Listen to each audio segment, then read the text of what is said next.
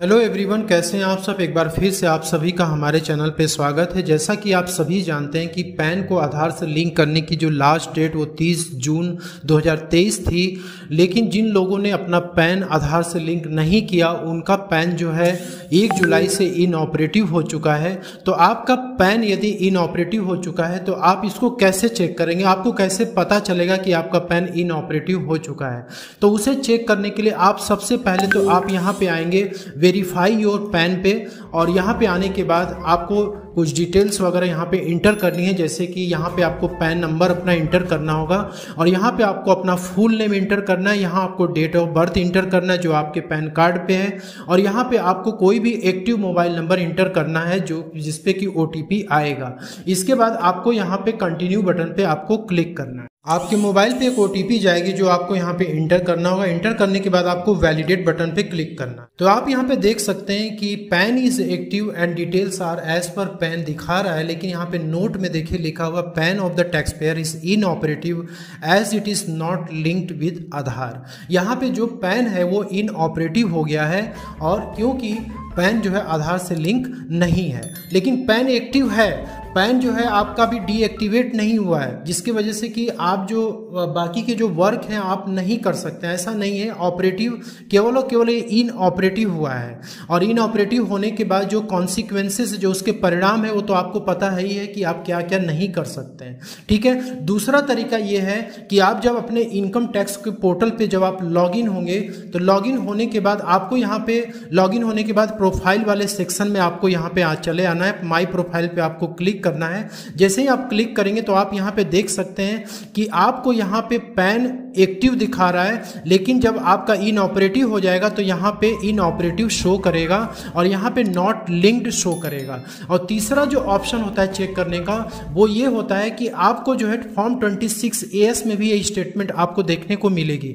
Form 26AS में आप assessment year और व्यू एंड डाउनलोड पे क्लिक करेंगे तो आप यहाँ पे देख सकते हैं कि आपका जो पैन है यदि वो ऑपरेटिव कंडीशन में होगा तो एक्टिव एंड ऑपरेटिव दिखाएगा, लेकिन यदि आपका पैन इनऑपरेटिव हो जाता है तो उस केस में यहाँ पे इनऑपरेटिव आपका शो करेगा। तो यदि आपका पैन नंबर इनऑपरेटिव हो जाता है तो आप क्या क्या नहीं कर सकते हैं। तो जैसे मैंने बताया था, पहले भी वीडियो में मैंने बताया हुआ है कि आप 1 जुलाई के बाद अपनी ITR जो असेसमेंट ईयर 23-24 की है आप उसे फाइल नहीं कर सकते हैं। ठीक है। और आपने यदि ITR अपनी फाइल कर दी है 1 जुलाई के पहले तो आपकी प्रोसेसिंग रुक जाएगी यदि आपका पैन इनऑपरेटिव होगा तो। और यदि आपका कुछ रिफंड वगैरह बनता है तो आपको रिफंड वगैरह इशू ही नहीं होगा। और उसके बाद चौथा कंडीशन ये हो सकता है कि यदि आपको कुछ TDS वगैरह यदि कटता होगा तो वो 20% के रेट से कटेगा। ठीक है। तो अब आपको करना क्या है, यदि आपका पैन इनऑपरेटिव हो चुका है, यहाँ पे स्टेटस में इनऑपरेटिव दिखा रहा है, चाहे यहाँ पे हो और या तो फिर यहाँ पे इनऑपरेटिव दिखा रहा है, या फिर आपने यहाँ पे चेक किया तो यहाँ पे इनऑपरेटिव दिखा रहा है, तो आपको करना क्या है इसके लिए। तो मैं आपको एक यहाँ पे एक नोटिफिकेशन गवर्नमेंट की मैं दिखा देता हूँ कि यहाँ पे लिखा हुआ है कि the pan can be made operative again in 30 days.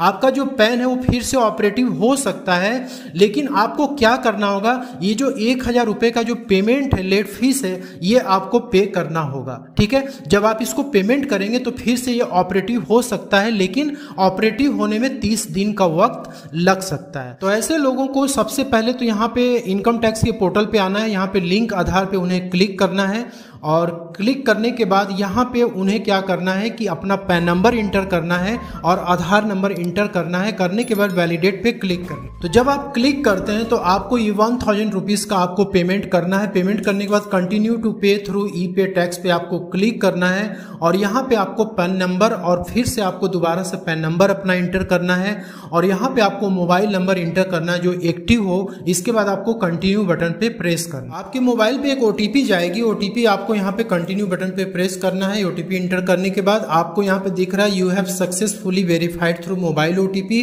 फिर आपको यहाँ पे कंटिन्यू बटन पे आपको क्लिक कर देना है। तो यहाँ पे आप देख सकते हैं कि आपके सामने 4 टैब ओपन होके आ जाते हैं। बहुत सारे लोग फीस एंड अदर पेमेंट में जाके पेमेंट कर देते हैं, जो कि गलत है। आपको सिर्फ और सिर्फ इनकम टैक्स वाले टैब पे क्लिक करना है। यहाँ प्रोसीड पे आपको क्लिक करना है, और असेसमेंट या आपको यहाँ पे 2425 सेलेक्ट करना है। ये आपको ध्यान रखना है, क्योंकि कई सारे लोगों ने मिस्टेक करा है, 23 24 वो लोगों ने सेलेक्ट कर दिया है, जिसके वजह से कि उनका पैन और आधार की रिक्वेस्ट जो है अभी तक प्रोसेस नहीं हुई, ना ही उनका पैन आधार लिंक हो पाया है। ठीक है, बहुत सारे लोगों का लिंक हो भी चुका है, इवन 23 24 उन्होंने सेलेक्ट किया था तो भी हो गया था, लेकिन 24 25 सेलेक्ट करने के लिए आपको बोला गया है, इसलिए आपको यही सेलेक्ट करना है। ठीक है, तो आपको यहाँ पे ये सेलेक्ट करना है। फाइनेंशियल ईयर 23 24 के लिए हम कर रहे हैं, और यहाँ पे आपको टाइप ऑफ पेमेंट में आप नीचे देख सकते हैं, यहाँ पे अदर रिसिप्ट 500 हेड आपको सेलेक्ट करना है। और इसके बाद नीचे जब आएंगे तो यहाँ पे सब टाइप ऑफ पेमेंट में आपको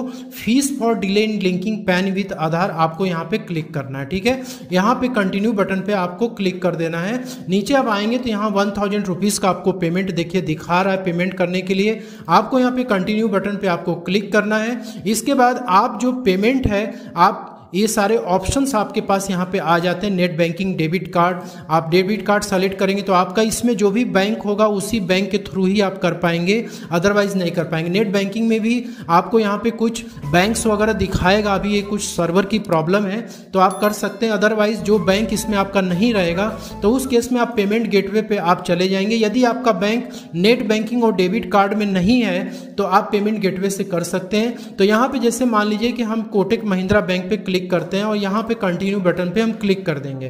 क्लिक करने के बाद यहाँ पे आपको पे नाउ बटन पे क्लिक करना है। इसके बाद आपको यहाँ पे एग्री बटन पे क्लिक करना है। सबमिट टू बैंक पे आपको क्लिक कर देना है।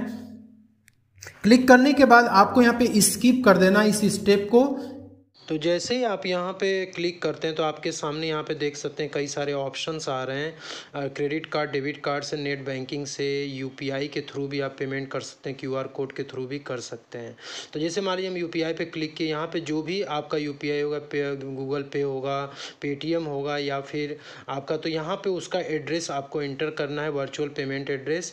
पेमेंट एड्रेस आपको अपने मोबाइल में से आपको मिल जाएगा उस ऐप से। फिर इसके बाद आप बैक पे आएंगे, यहाँ क्यूआर कोड से भी आप पेमेंट कर सकते हैं। क्यूआर कोड में भीम यूपीआई पे क्लिक करेंगे, मेक पेमेंट पे आपको क्लिक करना है। यहाँ पे देख सकते हैं क्यूआर कोड आएगा, स्कैन करना है, पेमेंट करना है आपको। तो जैसे ही आप क्यूआर कोड स्कैन करके पेमेंट करते हैं तो आपका यहाँ पे देखिए स्टेटस शो करता है, चालान पेमेंट इज सक्सेसफुल। अब आपको ये चालान डाउनलोड कर लेना है। चालान आप डाउनलोड कर लेंगे, इसके बाद अब आपको यहीं पे रुकना नहीं है। आपको कुछ समय के बाद 2 घंटे, 3 घंटे, 4 घंटे के बाद आपको एक काम और करना है।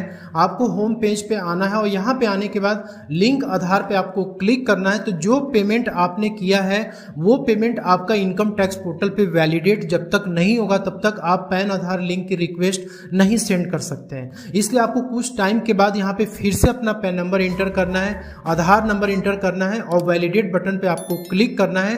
तो जैसे ही वैलिडेट बटन पे क्लिक करेंगे आपके सामने एक मैसेज आएगा कि योर पेमेंट आर वेरीफाइड।